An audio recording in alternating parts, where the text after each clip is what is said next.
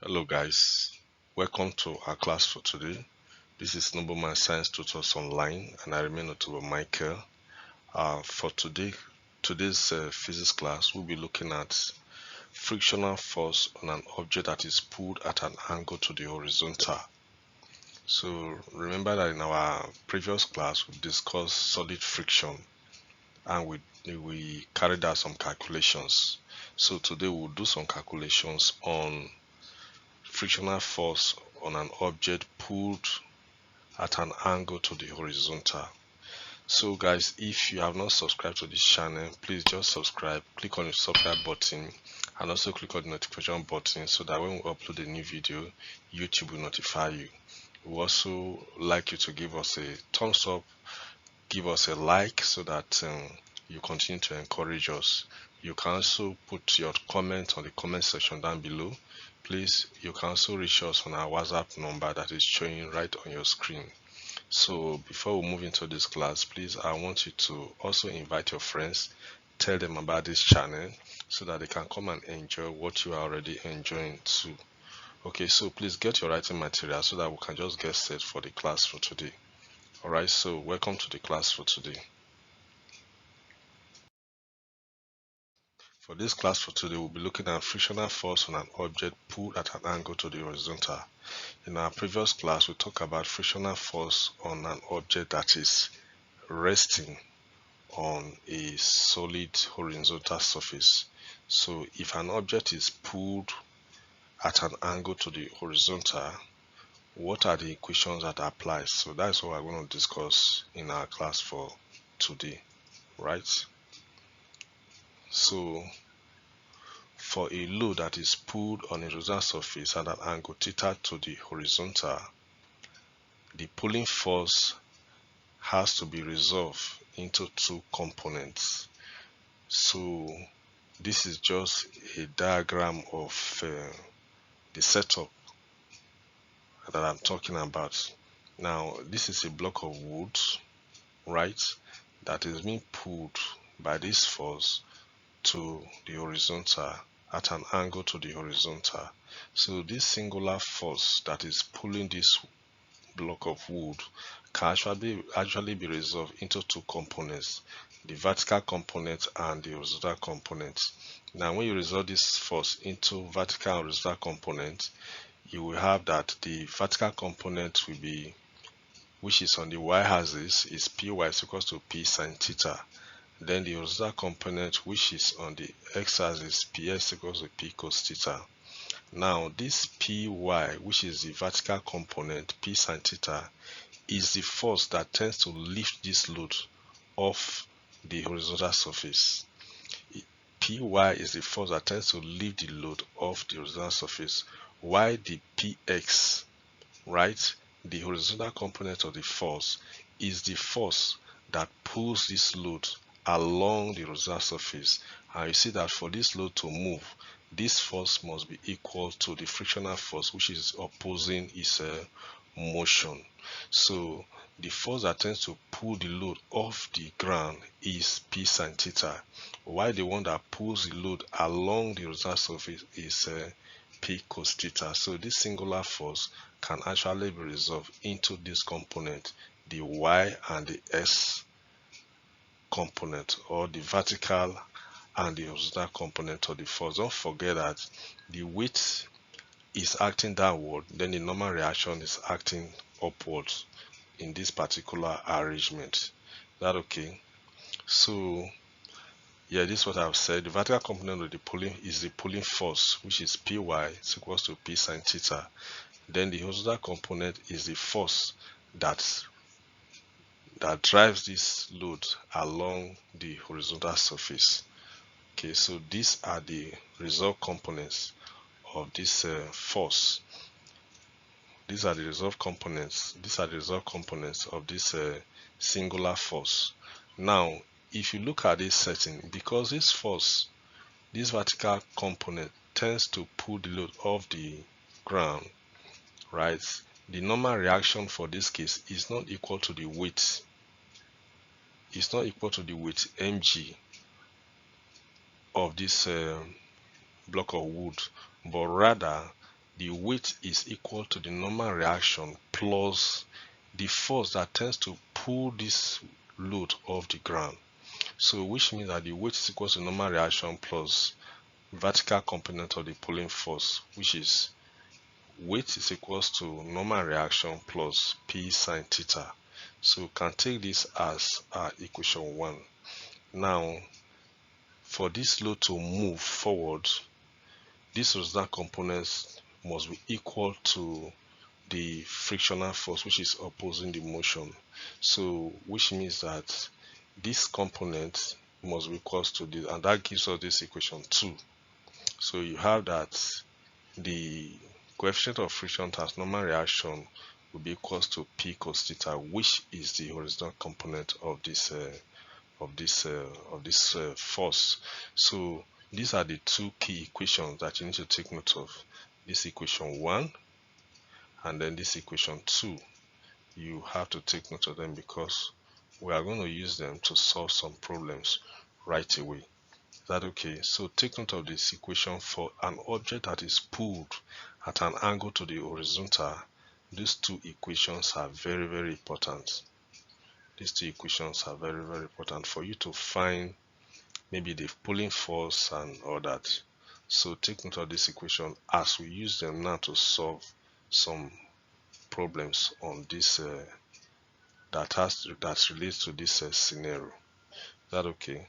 So we'll go straight now to solve some problems to drive home what we have just discussed now. Take note of these equations that we just derived. Take note that for this setup, the weight is not equal to the normal reaction, but it is equal to the normal reaction plus the pulling force. Is that okay? And that is this equation that we have here. Okay, so let's go straight and solve a problem so that we can drive on this point, right?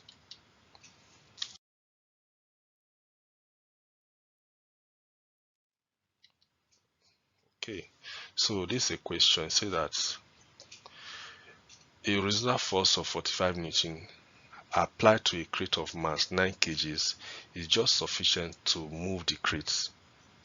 Okay, so if the crate is now pulled at an angle of 50 degrees to the horizontal, find the coefficient of the friction and the force required to move the crate over the horizontal surface. Take G to be 10 meters per second squared. Alright, so looking at this question, it has two parts. The first part is a horizontal force of 45 Newton applied to a crate of mass 9 kg is just sufficient to move the crate. So which means that in this particular scenario, the crate is just resting on the horizontal surface like this, right? So in this particular case, we are given that for this particular case, you are given that your force, which is trying to push this load, is equals to the force that applied force is equals to is given to you to be equal to 45 Newton, right? This is 45 Newton. Then you are giving the mass to be equals to 9 kg. Okay, so this is the mass 9 kg. So in this setting, you see that the weight is equals to R, okay, which is equals to mg. So that gives you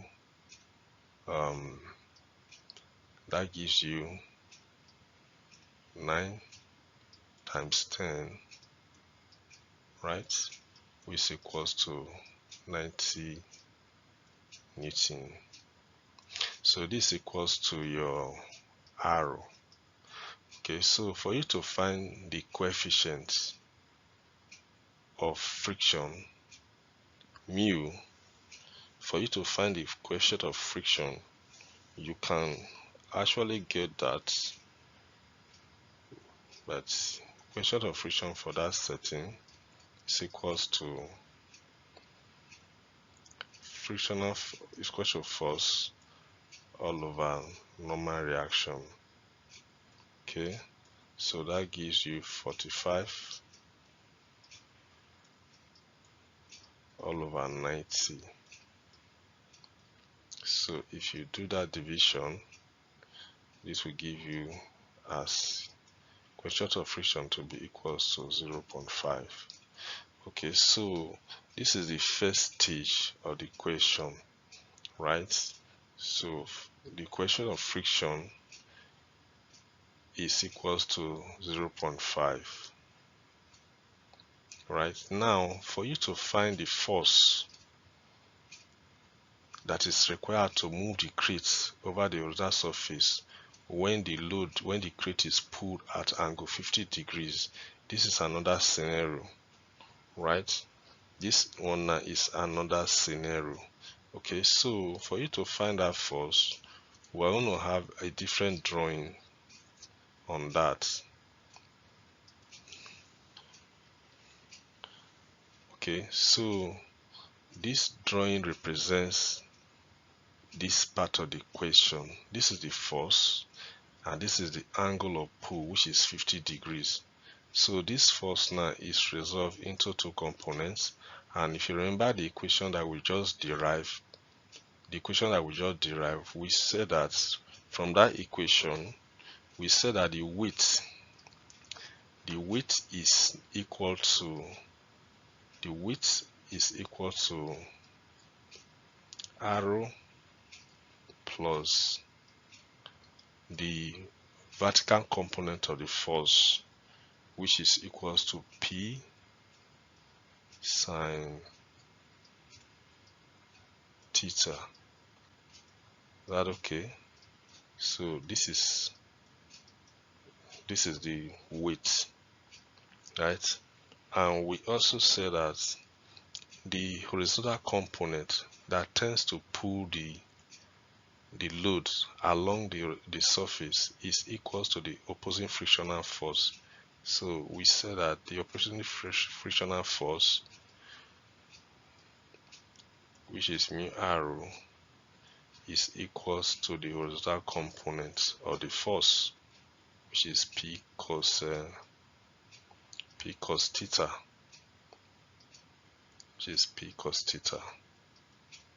So these are the two equations that you will apply in order for you to find the force that is required to move this crate along the horizontal surface. Now, looking at what you are given, you will see that the weight is equal to 90 degree, 90 times 10. That is the weight. So this weight is equal to, taking this first equation 1, we'll have that mg, which is the weight is 9 times 10, is equal to arrow plus P sine 50 degree. Okay, so 50 degree is the angle that is given to you. This is the angle theta. Remember that theta is given to you to be equals to 50 degrees, right? So theta here is 50 degrees. That's the angle of clinch, or the angle of pull. Alright, so this is your first equation here, right? Okay, so this gives us 90 is equals to arrow plus, you find the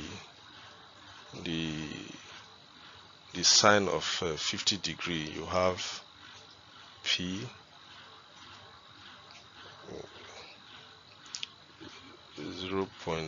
sine of 50 degree, so 0.766. Okay, so that's what you have for that. So you can take this one as your first equation that is derived from that one. Then looking at the second equation here, this second equation here, you have that we've already from the first part of the equation, we find the coefficient of friction to be 0.5, right? So 0.5, you put it there, 0.5 arrow is equals to P cos 50 degrees equals to cos 50 is 0.643. So you have 0.643 P. So you can take that as your second equation. Now you work out this equation so that you can get the value of P. I've said that we calculated from our first equation that your coefficient of friction is 0.5. That was what we got before now. So take note of that. Okay, so from this, considering the second equation, considering this particular equation, if you consider equation, you make arrow the subject. So divide both sides by arrow. If you divide both sides by arrow or by 0.5, divide both sides by 0.5 so that you make the arrow the subject. You have that all over, and this with 0.5. Okay, so this will give you arrow to be equals to normal reaction to be equals to, if you divide that, you have 1.2 1.286p. Please point that out in your calculator. So this gives you your arrow, right? So what you now do is substitute this arrow into this first equation here. Substitute it into this first equation here. You have that 90 is equals to arrow, which is 1.286p plus 0.7 plus 0.766p. So if you do this simple algebraic calculations, you will have that 90 is equal to 2.052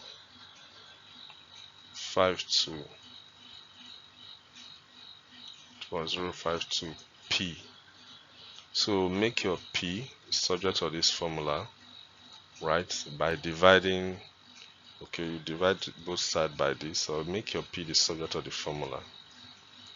Okay, if you make your P the subject of this formula, you have that 90 to be 90 all over 2.052. So if you work that out, you are going to have that P is equals to 43.86 Newton. Alright, so basically this is how to solve for the pulling force. Okay, so this is the force that is required to move this crate along this horizontal surface. This is the force. So this is how to apply this equation. Take note that we said that the weight is not directly equal to the normal reaction, but it is equal to the normal reaction plus the pulling force. Then the frictional force is equal to the force that tends to move the load along the horizontal surface. So by the time you apply all the equations, just like we did here, you first of all find your normal reaction, then substitute into this equation, right? To the first equation, then you work out your mathematics and then you arrive at your P. So this is how to find the force that is required to move this crate along the ground. I hope this is a little bit simple. I want you to try your hand on some other example. So we have another example that we're also going to solve now. So we'll move straight to that next example. Okay.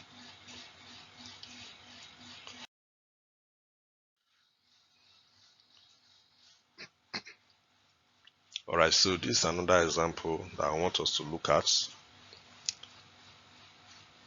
This one says that a body of mass 25 kg moving at 3 meters per second on a rough horizontal floor is brought to rest after sliding through a distance of 2.50 meters on the floor.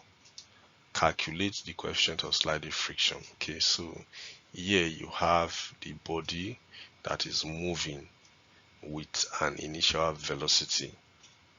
Is that okay? The body is moving with an initial velocity and it covers a particular distance, so which means that there is a dynamic friction, right, that is existing in this particular body.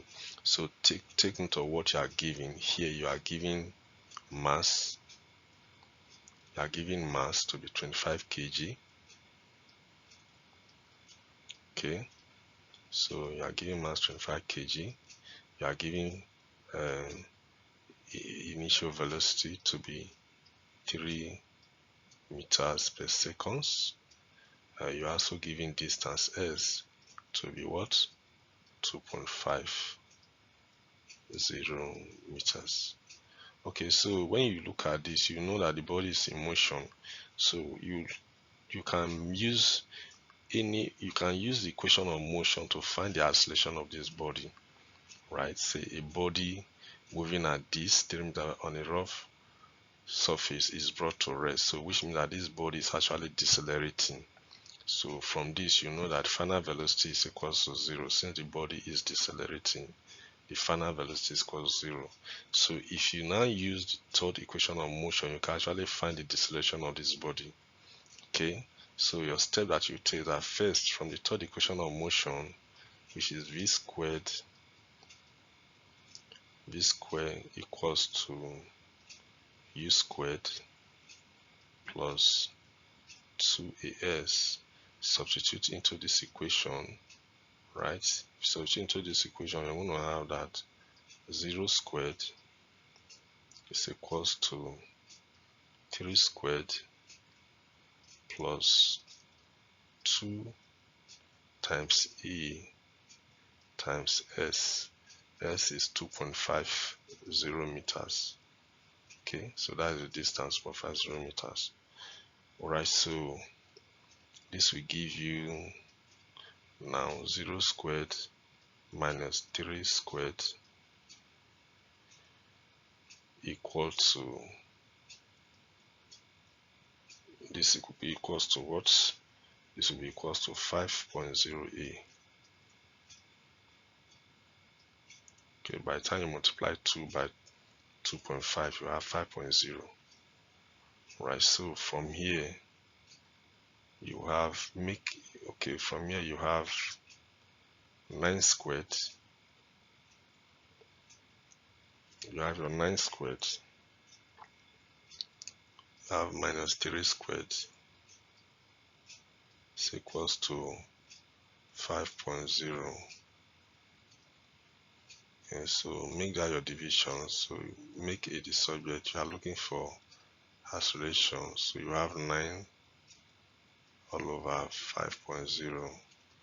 So when you work this out,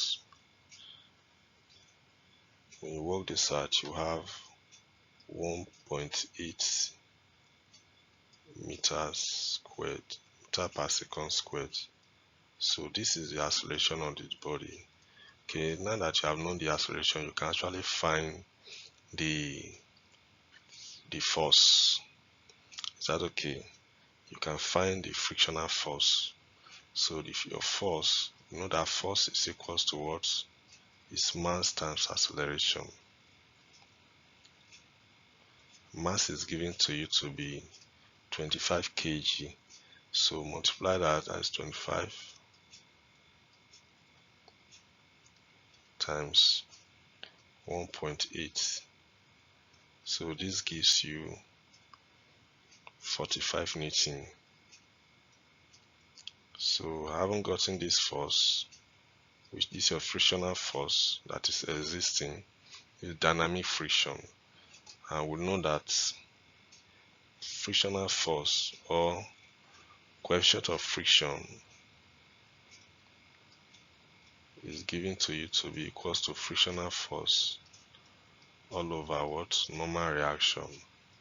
Your normal reaction is equals to mg.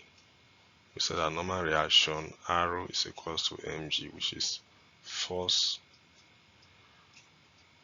all over mg. So substituting into this equation, you have 45 all over mass times acceleration. So that will give us 250. 25 times 10 is equals to 250. Right? So when you divide this out, you are going to have that your coefficient of friction is equals to what? 0.18. So this is what you have as your coefficient of friction. So when you have a problem like this is how to go about solving it, right? This is how to go about solving it. Now, this is one method of solving this problem. Another method of solving this problem is that we know that for this body to move, right? For this body to move through this distance, right, work is done. And since the body is in motion, the work done is equals to the kinetic energy. So if you have that in your mind, it means that you can actually say that work done, which is force times distance, S, is equals to what? Half mv squared. Fine. So if you have this in your mind, we can actually do our substitution so that we can get our force. So distance has been given to you to be equals to 2.5. Substitute into this equation, right?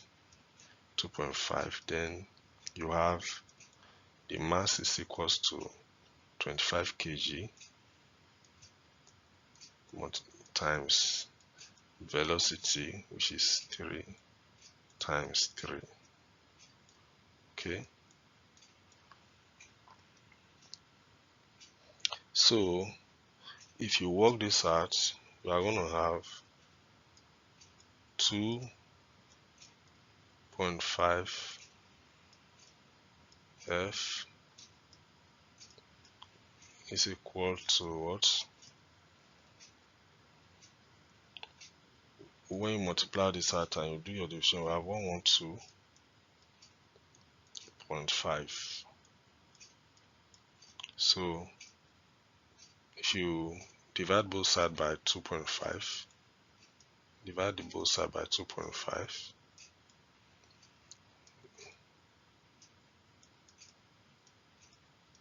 this will give you that your F is equals to 45 Newton. Okay, fine. So your F will be 45 Newton.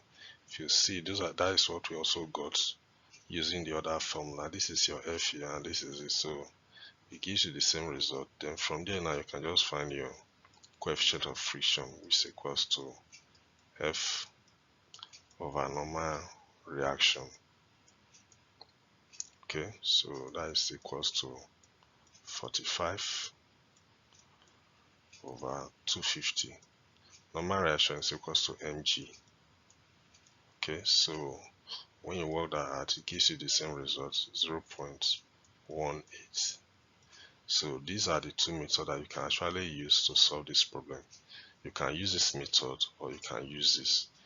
Is that okay? So we've been able to solve some problems on this.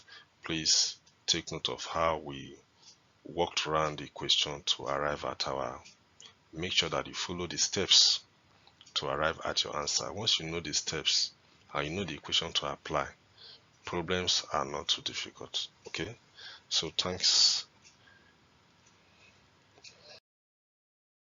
All right, so this is your test your understanding page. Please, I want you to solve these problems. They are not different from what we solved, so solve these problems to test your understanding, right? Put your answers on the WhatsApp number that is there. Post your answer. You can solve them on a paper and snap it. I will look at your method of solving.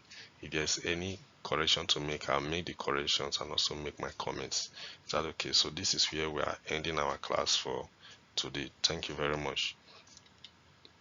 Okay, guys, if you have not subscribed to this channel, please just subscribe. Click on the notification button so that when we upload a new video, YouTube will notify you.